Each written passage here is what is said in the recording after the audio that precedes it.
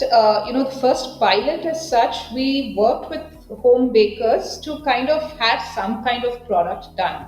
Because just to see what is possible, what is not possible. We worked with a few home bakers and said, okay, fine, this is the product.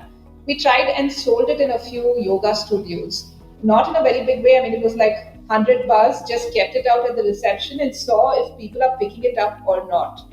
I mean, that was pretty much what the experiment was about, because apart from the investment on machines and things like that, there's also the question of, can you get to the consumer?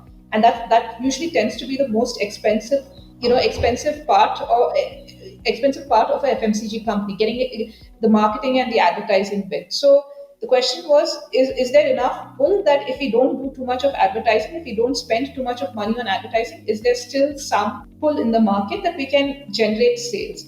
And I think Bangalore is a very good test city for that, because people already tend to be a lot more open to newer ideas compared to, say, a Bombay or a Chennai.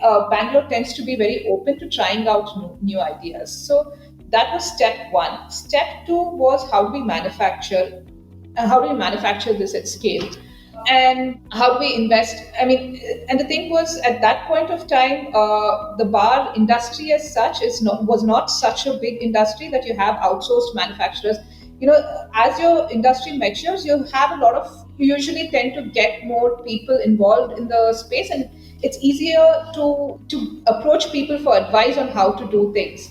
But in a lot of ways, we were kind of pioneers in the bar industry in terms of manufacturing it in India itself and selling it in India. So, I mean, whether you believe it or not, a lot of our initial knowledge was through YouTube and food factory videos.